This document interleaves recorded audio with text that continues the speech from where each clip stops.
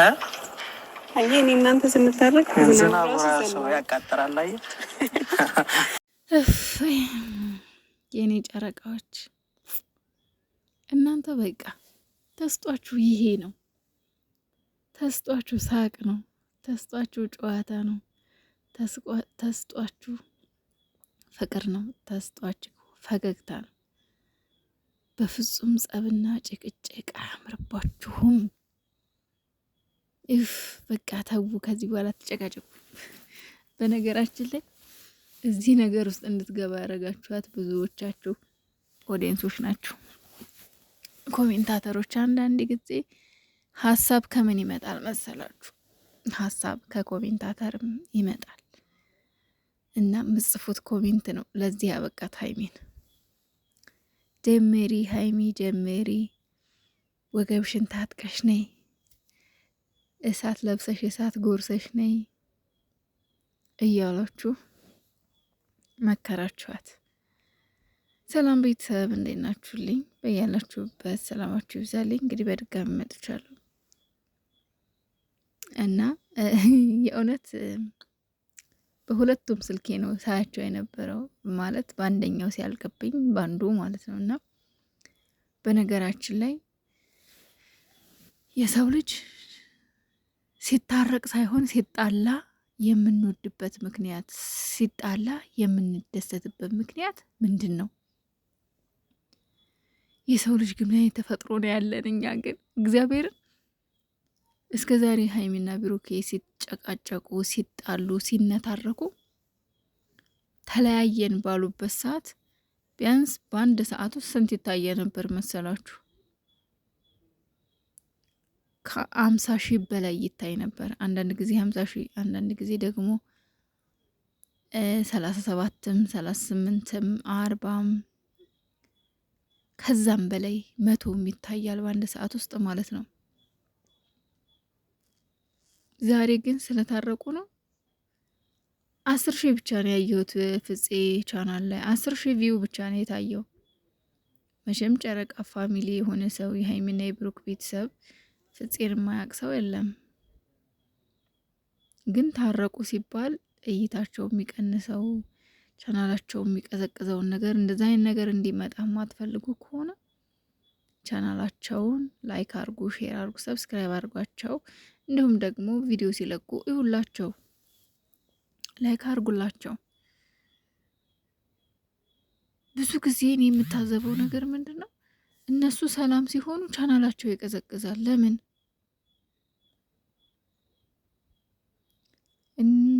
እንደኔ ታዝባችኋል? ግን የእውነት እንደኔ የታዘበ ሰው አለ? ለምንድን ነው እንደዚህ የምታደርጉት? በዛ ላይ ደግሞ ምጽፉትን ኮሜንት ወቁ። አንዳንድ ጊዜ ሀይሚዝ ውስጥ እንድገባ የምታደርጓት ኮሜንታተሮች ናቸው በብዛት። ያልሆነ ወሬ፣ ያልተገባ ወሬ እያወራችሁ በሀይሚ አይምሮ ውስጥ ሌላ ነገር እየቀረጻችሁ፣ በዛ ላይ ደግሞ የሆነ ነገር ውስጥ ስገባ ግን እሷን አይንሽ ላፈር ትሏታላችሁ፣ ትሰድቧታላችሁ፣ ብዙ ነገር በቃ። ወይኔ ሰሞኑን የተሰራችሁ አስረ። እሺ አሁንስ መልሰው ሲታረቁ ምን ልትሆኑ ነው? ልታሽቀብጡ ነው? ገብታችሁ ሀይሚዬ ልትሉ ነው? እኔ የሚገርመኝ ነገር እነሱ እንደዚህ መልሰው ሊታረቁ፣ መልሰው ፍቅር ሊሆኑ፣ እናንተ እየገባችሁ ሀይሚን መዘቅዘቅ፣ መስደብ፣ ማንቋሸሽ፣ ማጥረግረግ። ስማ ምን በጣም ነው የሚገርመኝ። ግን የኛ ተስጦ ግን በጣም ይገርመኛል። እንደዛ ለምን ስትሰድቧት እንደነበረ ብሩኬን ፕራንክ ያደረገችው፣ ሌላም ስህተት የጠፋችሁ የተጣላችሁም፣ በቃ ምንም የፈለገ ነገር የሆኑት እነሱ እርስ በርሳቸው ናቸው። ግን ውስጡን ሳትረዱ፣ እሷንም ሳትረዱ፣ እነሱ መልሰው እንደሚታረቁ ሳታስቡ ክፉ ነገር የምትናገሩ ሰዎች፣ የምትሳደቡ ሰዎች፣ አሁንስ እሺ ምን ትሆኑ? እሷን ዞሮ ገጠሙ ሀይሚዬ ልትሉ ነው። አሁን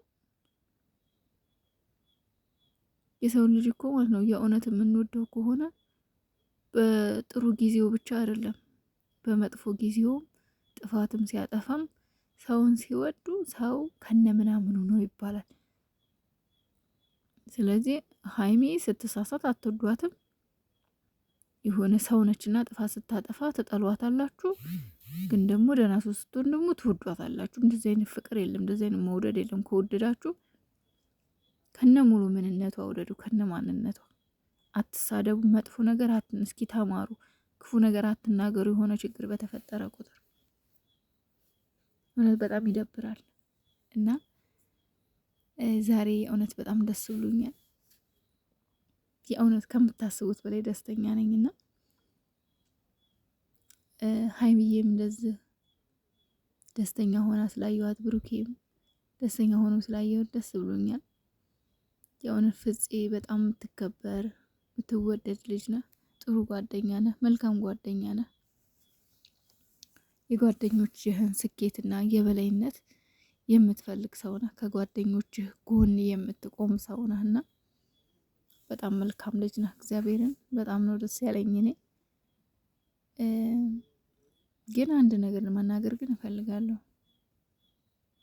ብሩኬ ሀይሚ ስለታረቀኝ ግን ይቅር ስላልከኝ ደስ ብሎኛል ስትለው እኔ እኮ አንቺን ይቅር ለማለት ፈልጌ አይደለም፣ ግን አንቺም ደግሞ ራሽን መጠበቅ አለብሽ።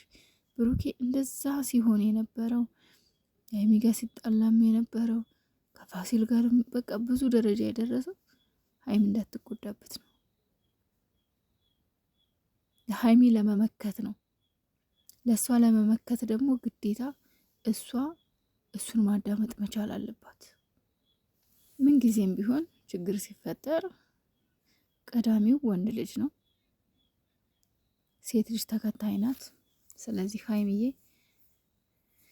ብሩኬን ታዳምጩ ይገባል። እንግዲህ ብሩኬ ምን ብሎ ሼር አድርጓል መሰላችሁ? የይቅርታ ልብ ይኑረን ማለት ሁሌ እንበደል ማለት አይደለም ብሏል። ይሄ ነገር ማስጠንቀቂያ ነው። ሀይሚዬ ሁሌ ይቅርታ ልብ ቢኖረኝም ሁሌ ይቅር አልልሽም ነው። አንቺም ተጠንቀቂላት፣ የሚጠላውን ነገር አታድርጊ የኔ ውድ። ፍፄ ደግሞ እሺ ስላላችሁኝ አመሰግናለሁ።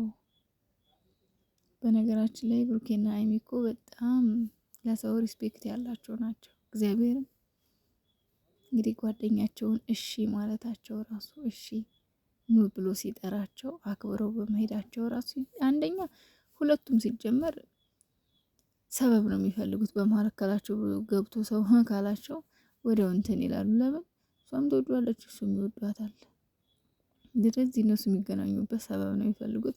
ፍፄ ሰበብ ሆኖ ያው እንግዲህ ዛሬ አንድ አድርጎልናል ማለት ነው። ሀይሚዬ ደግሞ ፍፄ በጣም ነው የማመሰግነ ብላ እልቅስ አድርጋለች። የኔ አልቃሻ፣ የኔ ምርጥ ነገር እንደዚህ ተጨንቀሽብን። በነገራችን ላይ እኔ ትናንትና በጣም ፈርቼ ነበር ሀይሚ በራሷ ላይ ሌላ ውሳኔ እንዳትወስድ፣ ሌላ ጣጣ ውስጥ እንዳገባ። የእውነት በጣም ፈርቼ ነበር። ምክንያቱም ሁኔታዋ ምናምን በጣም ያሳዝናል። በቃ የሆነ ግራ ገብቷታል። በነገራችን ላይ እኔ አሁንም ቢሆን ሀይሚዬ እውነታውን እንነጋገርና ፕራንክ ጀምራ ነገሩ ሀይሚዬ ያው ነገር ይከርባታል። ታውቃላችሁ፣ ነገሩ ሲከርባት ለመናገር ፈርታ ነው። ግን እግዚአብሔር ይመስገን ነገሮች ተስተካክለዋል። ነገ የሚመጣ ካለ እነሱ አንድ ከሆኑ ይመክቱታል፣ ይፈቱታል ብዬ አስባለሁ።